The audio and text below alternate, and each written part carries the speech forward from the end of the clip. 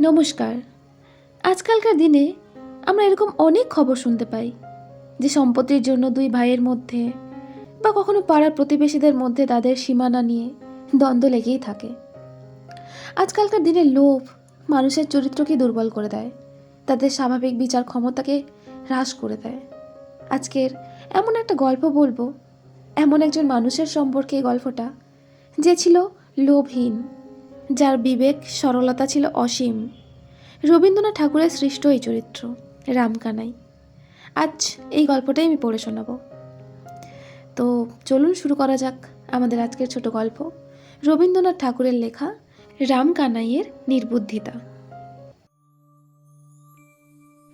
যাহারা বলে গুরুচরণের মৃত্যুকালে তাহার দ্বিতীয় পক্ষের সংসারটি অন্তঃপুরে বসিয়া তাস খেলিতেছিলেন, তাহারা বিশ্ব নিন্দুক, তাহারা তিলকে তাল করিয়া তোলে।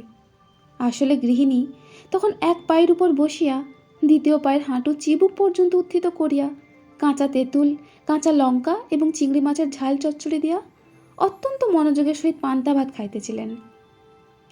বাহির হইতে যখন ডাক পড়িল, তখন স্তূপাকৃতি চর্বিত ডাঁটা এবং নিঃশেষিত অন্নপাত্রটি ফেলিয়া গম্ভীর মুখে কহিলেন, দুটো পান্তা ভাত যে মুখে দেব তারও সময় পাওয়া যায় না। এদিকে ডাক্তার যখন জবাব দেয়া গেল, তখন গুরুচরণেরই ভাই রামকানাই রোগীর পাশে বসিয়া ধীরে ধীরে কহিলেন, দাদা, যদি তোমার উইল করিবার ইচ্ছা থাকে তো বলো। গুরুচরণ ক্ষীণ স্বরে বলিলেন, আমি বলি, তুমি লিখিয়া লও। রামকানাই কাগজ কলম বাহির করিয়া প্রস্তুত হইলেন। গুরুচরণ বলিয়া গেলেন, আমার স্থাবর অস্থাবর সমস্ত বিষয় সম্পত্তি আমার ধর্মপত্নী শ্রীমতী বরদা সুন্দরীকে দান করিলাম। রামকানাই লিখিলেন, কিন্তু লিখিতে তাহার কলম সরিতেছিল না। তাহার বড় আশা ছিল, তাহার একমাত্র পুত্র নবদ্বীপ অপুত্রক জ্যাঠামশাইয়ের সমস্ত বিষয় সম্পত্তির অধিকারী হইবে। যদিও দুই ভাইয়ে পৃথক গণ্য ছিলেন, তথাপি এই আশায় নবদ্বীপের মা নবদ্বীপকে কিছুতেই চাকরি করিতে দেন নাই এবং সকাল সকাল বিবাহ দিয়াছিলেন। শত্রুর মুখে ভস্য নিক্ষেপ করিয়া বিবাহ নিষ্ফল হয় নাই। কিন্তু তথাপি রামকানাই লিখিলেন এবং সই করিবার জন্য কলমটা দাদার হাতে দিলেন। গুরুচরণ নির্জীব হস্তে যাহা সই করিলেন, তাহা কতকগুলো কম্পিত বক্ররেখা, কি তাহার নাম বুঝা দুঃসাধ্য। পান্তা ভাত খাইয়া যখন স্ত্রী আসিলেন, তখন গুরুচরণের বাক্রোধ হইয়াছে। এ দেখিয়া স্ত্রী কাঁদিতে লাগিলেন। যাহারা অনেক আশা করিয়া বিষয় হইতে বঞ্চিত হইয়াছে, তাহারা বলিল, মায়া কান্না, কিন্তু সেটা বিশ্বাসযোগ্য নহে। উইলের বৃত্তান্ত শুনিয়া নবদ্বীপের মা ছুটিয়া আসিয়া বিষম গোল বাঁধাইয়া দিল। বলিল, মরণকালে বুদ্ধি নাশ হয়, এমন সোনার চাঁদ ভাইপো থাকে দেখি না। রামকানাই যদিও স্ত্রীকে অত্যন্ত শ্রদ্ধা করিতেন, এত অধিক যে তাকে ভাষান্তরে ভয়ে বলা যাইতে পারে, কিন্তু তিনি থাকিতে পারিলেন না। ছুটিয়া আসিয়া বলিলেন, মেজ বউ, তোমার তো বুদ্ধিনাশের সময় হয় নাই, তবে তোমার এমন ব্যবহার কেন? দাদা গেলেন, এখন আমি তো রহিয়া গেলাম। তোমার যা কিছু বক্তব্য আছে অবসর মতো আমাকে বলিও, এখন ঠিক সময় নয়। নবদ্বীপ সংবাদ পাইয়া যখন আসিল, তখন তার জ্যাঠামশার কাল হইয়াছে। নবদ্বীপ মৃত ব্যক্তিকে শাসাইয়া কহিল, দেখিব মুখাগ্নি কে করে, এবং শ্রাদ্ধশান্তি যদি করি তো আমার নাম নবদ্বীপ নয়। গুরুচরণ লোকটা কিছুই মানিত না। সে ডফ সাহেবের ছাত্র ছিল। শাস্ত্রমতে যেটা সর্বাপেক্ষা অখাদ্য, সেইটাতে তাহার বিশেষ পরিতৃপ্তি হইত। লোকে যদি তাহাকে খ্রিস্টান বলিত, সে জিভ কাটিয়া বলিত, রাম, আমি যদি খ্রিস্টান হই তো গোমাংস খাই। জীবিত অবস্থায় যাহার এই দশা, সদ্য মৃত অবস্থায় সে যে পিণ্ডনাশ আশঙ্কায় কিছুমাত্র বিচলিত হইবে এমন সম্ভাবনা নাই। কিন্তু উপস্থিত মতো ইহা ছাড়া আর কোনো প্রতিশোধের পথ ছিল না। নবদ্বীপ একটা সান্ত্বনা পাইল যে লোকটা পরকালে গিয়া মরিয়া থাকিবে। যতদিন ইহলোকে থাকা যায়, জ্যাঠামশাইয়ের বিষয় না পাইলেও কোনো ক্রমে পেট চলিয়া যায়। কিন্তু জ্যাঠামশাই যে লোকে গেলেন, সেখানে ভিক্ষা করিয়া পিণ্ডও মেলে না। বাঁচিয়া থাকিবার অনেক সুবিধা আছে। রামকানাই বরদা সুন্দরের নিকট গিয়া বলিলেন, বউ ঠাকুরানী, দাদা তোমাকেই সমস্ত বিষয় দিয়া গিয়াছেন, এই তাহার উইল। লোহার সিন্ধুকে যত্নপূর্বক রাখিয়া দিও। বিধবা তখন মুখে মুখে দীর্ঘ পদ রচনা করিয়া উচ্চৈস্বরে বিলাপ করিতেছিলেন। 2-4জন দাসীও তাহার সহিত স্বর মিলাইয়া মধ্যে মধ্যে 2-4টা নতুন শব্দ যোজনাপূর্বক শোক ও সঙ্গীতে সমস্ত পল্লীর নিদ্রা দূর করিতেছিল। মাঝে হইতে এই কাগজখণ্ড আসিয়া এক প্রকার লয়ভঙ্গ হইয়া গেল এবং ভাবেরও পূর্বাপর যোগ রহিল না। ব্যাপারটা নিম্নলিখিত মতো অসংলগ্ন আকার ধারণ করিল। ও গো, আমার কি সর্বনাশ হলো গো, কি সর্বনাশ হলো! আচ্ছা ঠাকুরপো, লেখাটা কার? তোমার বুঝি? ও গো, তেমন যত্ন করে আমাকে আর কে দেখবে? আমার দিকে কে মুখ তুলে চাইবে গো? তোরা একটু থাম, মেলা চেঁচাস নে, কথাটা শুনতে দে। ও গো, আমি কেন আগে গেলুম না গো, আমি কেন বেঁচে রইলুম? রামকানাই মনে মনে নিঃশ্বাস ফেলিয়া বলিলেন, সে আমাদের কপালের দোষ। বাড়ি ফিরিয়া গিয়া নবদ্বীপের মা রামকানাইকে লইয়া পড়িলেন। বোঝাই গাড়ি সমেত খাদের মধ্যে পড়িয়া হতভাগ্য বলদ গাড়োয়ানের সহস্র গুঁতা খাইয়াও অনেকক্ষণ যেমন নিরুপায় নিশ্চলভাবে দাঁড়াইয়া থাকে, রামকানাই তেমনি অনেকক্ষণ চুপ করিয়া সহ্য করিলেন। অবশেষে কাতর স্বরে কহিলেন, আমার অপরাধ কি? আমি তো দাদা নই। নবদ্বীপের মা ফোঁস করিয়া উঠিয়া বলিলেন, না, তুমি বড় ভালো মানুষ, তুমি কিচ্ছু বোঝো না। দাদা বললেন লেখো, অমনি লিখে গেলেন। তোমরা সবাই সমান, তুমিও সময়কালে ওই কীর্তি করবে।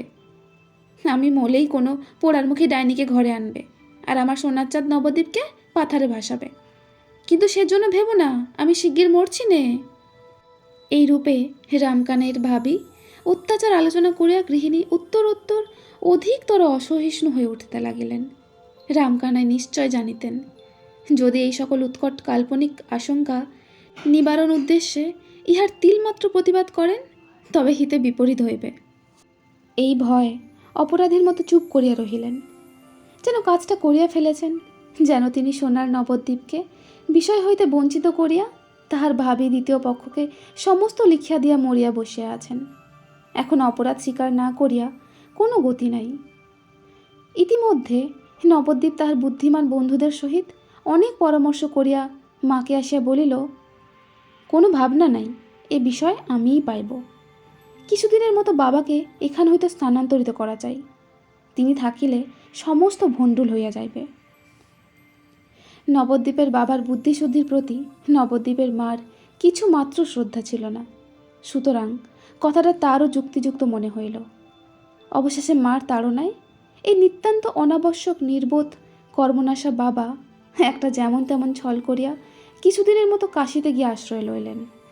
অল্পদিনের মধ্যে বরদা সুন্দরী এবং নবদ্বীপ চন্দ্র পরস্পরের নামে উইল জালের অভিযোগ করিয়া আদালতে গিয়া উপস্থিত হইল। নবদ্বীপ তাহার নিজের নামে যে উইলখানি বাহির করিয়াছে, তাহার নামসহ দেখিলে গুরুচরণের হস্তাক্ষর স্পষ্ট প্রমাণ হয়। উইলের 2-1জন নিঃস্বার্থ সাক্ষীও পাওয়া গিয়াছে। বরদা সুন্দরীর পক্ষে নবদ্বীপের বাপ একমাত্র সাক্ষী, এবং তাহার উইলের গুরুচরণের সহি কারও বুঝিবার সাধ্য নাই। তাহার গৃহপোষ্য একটি মামাতো ভাই ছিল। সে বলিল, দিদি, তোমার ভাবনা নাই, আমি সাক্ষী দেব এবং আরও সাক্ষী জুটাইব। ব্যাপারটা যখন সম্পূর্ণ পাকিয়া উঠিল, তখন নবদ্বীপের মা নবদ্বীপের বাপকে কাশী হইতে ডাকিয়া পাঠাইলেন। অনুগত ভদ্রলোকটি ব্যাগ ও ছাতা হাতে যথাসময়ে আসিয়া উপস্থিত হইলেন। এমনকি কিঞ্চিৎ রসলাভ করিবারও চেষ্টা করিলেন। জোর হস্তে সহাস্যে বলিলেন, গোলাম হাজির, এখন মহারানীর কি অনুমতি হয়? গৃহিণী মাথা নাড়িয়া বলিলেন, নেও নেও, আর রঙ্গ করতে হবে না। এতদিন ছুতো করে কাশিতে কাটিয়ে এলেন, একদিনের তরেও তো মনে পড়েনি, ইত্যাদি।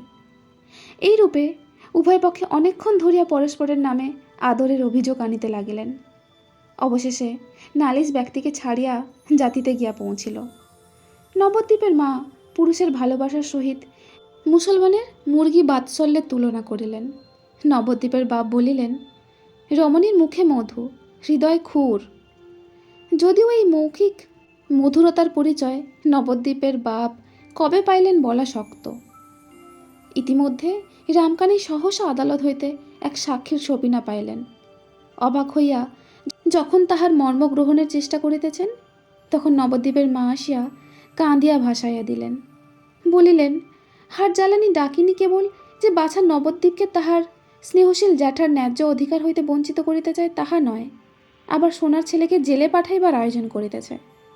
অবশেষে ক্রমে ক্রমে সমস্ত ব্যাপারটা অনুমান করিয়া লইয়া রামকানাইয়ের চক্ষু স্থির হইয়া গেল।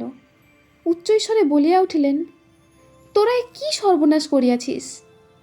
গৃহিণী ক্রমে নিজ মূর্তি ধারণ করিয়া বলিলেন, কেন, এতে নবদ্বীপের দোষ কি হয়েছে? সে তার জ্যাঠামশার বিষয় নেবে না? অমনি এক কথায় ছেড়ে দেবে? কোথা হইতে এক চক্ষু খাদিকা ভর্তার পরমায়ুহন্ত্রী অষ্টকুষ্ঠীর পুত্রী উড়িয়া আসিয়া জুড়িয়া বসিবে, ইহা কোন সৎকুল প্রদীপ কনকচন্দ্র সন্তান সহ্য করিতে পারে?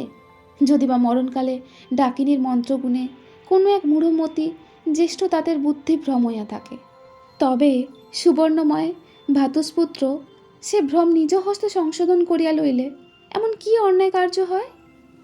হতবুদ্ধি রামকানাই যখন দেখিলেন তাহার স্ত্রী পুত্র উভয় মিলিয়া কখনো তর্জন গর্জন, কখনো বা অশ্রু বিসর্জন করিতে লাগিলেন, তখন ললাটে করাঘাত করিয়া চুপ করিয়া বসিয়া রহিলেন। আহার ত্যাগ করিলেন, জল পর্যন্ত স্পর্শ করিলেন না। এইরূপে 2 দিন নীরবে অনাহারে কাটিয়া গেল। মকদ্দমার দিন উপস্থিত হইল। ইতিমধ্যে নবদ্বীপ বরদা সুন্দরীর মামাতো ভাইটিকে ভয় প্রলোভন দেখিয়া এমনই বশ করিয়া লইয়াছে যে সে অনায়াসে নবদ্বীপের পক্ষে সাক্ষী দিল। জয়শ্রী যখন বরদা সুন্দরীকে ত্যাগ করিয়া অন্য পক্ষে যাইবার আয়োজন করিতেছে, তখন রামকানাইকে ডাক পড়িল। অনাহারে মৃতপ্রায় শুষ্ক অষ্ট শুষ্ক রসনা বৃদ্ধ কম্পিত শীর্ণ অঙ্গুলে দিয়া সাক্ষ্যমঞ্চের কাঠগড়া চাপিয়া ধরিলেন। চতুর ব্যারিস্টার অত্যন্ত কৌশলে কথা বাহির করিয়া লইবার জন্য জেরা করিতে আরম্ভ করিলেন। বহু দূর হইতে আরম্ভ করিয়া সাবধানে অতি ধীর বক্রগতিতে প্রসঙ্গের নিকটবর্তী হইবার উদ্যোগ করিতে লাগিলেন। তখন রামকানাই জজের দিকে ফিরিয়া জোর হস্তে কহিলেন, হুজুর, আমি বৃদ্ধ, অত্যন্ত দুর্বল, অধিক কথা কহিবার সামর্থ্য নাই। আমার যা বলিবার সংক্ষেপে বলিয়া যাই। আমার দাদা স্বর্গীয় গুরুচরণ চক্রবর্তী মৃত্যুকালে সমস্ত বিষয় সম্পত্তি তাহার পত্নী শ্রীমতী বরদা সুন্দরীকে উইল করিয়া দেয়া যান। সে উইল আমি নিজ হস্তে লিখিয়াছি এবং দাদা নিজ হস্তে স্বাক্ষর করিয়াছেন। আমার পুত্র নবদ্বীপ চন্দ্র যে উইল দাখিল করিয়াছেন তাহা মিথ্যা। এই বলিয়া রামকানাই কাঁপিতে কাঁপিতে মূর্ছিত হইয়া পড়িলেন। চতুর ব্যারিস্টার সকৌতকে পার্শ্ববর্তী অ্যাটর্নিকে বলিলেন, বাই জব, লোকটাকে কেমন ঠেসে ধরেছিলুম।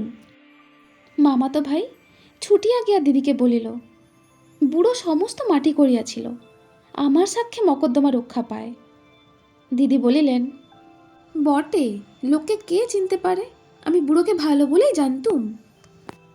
কারারুদ্ধ নবদ্বীপের বুদ্ধিমান বন্ধুরা অনেক ভাবিয়া স্থির করিল, নিশ্চয়ই বৃদ্ধ ভয় এই কাজ করিয়া ফেলিয়াছে। সাক্ষীর বাক্সের মধ্যে উঠিয়া বুড়া বুদ্ধি ঠিক রাখতে পারে নাই। এমন তোর আস্ত নির্বোধ সমস্ত শহর খুঁজিলে মিলে না। গৃহে ফিরে আসিয়া রামকানাইয়ের কঠিন বিকার জ্বর উপস্থিত হইল। প্রলাপে পুত্রের নাম উচ্চারণ করিতে করিতে এই নির্বোধ সর্বকর্মপণ্ডকারী নবদ্বীপের অনাবশ্যক বাপ পৃথিবী হইতে অপসৃত হইয়া গেল। আত্মীয়দের মধ্যে কেহ কেহ কহিল, আর কিছুদিন পূর্বে গেলেই ভালো হইত, কিন্তু তাহাদের নাম করিতে চাহি না। তো এখানেই শেষ হচ্ছে আমাদের আজকের গল্প রামকানাইয়ের নির্বুদ্ধিতা। তো আপনাদের কি মনে হলো, এটা কি নির্বুদ্ধিতা নাকি অন্য কিছু? অবশ্যই আমাকে কমেন্টে জানাবেন। আমার যা মনে হলো আমি একটুখানি বলি, এটা কোনো মতেই নির্বুদ্ধিতা নয়। লোভ সম্বরণ হচ্ছে একটা বড় চারিত্রিক বৈশিষ্ট্য, যেটা রামকানাইয়ের ছিল, যেটা তাকে সুন্দর বানায়। আমরা মানুষরা এই লোভের বশবর্তী হয়ে কত খারাপ কাজ করে ফেলি, কত মানুষের সাথে নিজেদের সম্পর্ক খারাপ করে ফেলি। এটা কোনো মতেই উচিত নয়। তাই রামকানাইয়ের থেকে আমাদের এই শিক্ষা নেওয়া উচিত, কখনো কোনো কিছুর প্রতি লোভ করতে নেই। যেটা আমার অর্জিত, ওটার ওপরেই আমার অধিকার থাকবে। তো এখানেই শেষ করছি আমাদের আজকের গল্প ও তার সারমর্ম। আশা করি আপনাদের ভালো লেগেছে। যদি ভালো লেগে থাকে অবশ্যই লাইক করবেন ও কমেন্টে জানাবেন। আমি আসবো পরের দিন আরও একটি নতুন গল্প নিয়ে। ততক্ষণ সবাই ভালো থাকবেন, সুস্থ থাকবেন। ধন্যবাদ।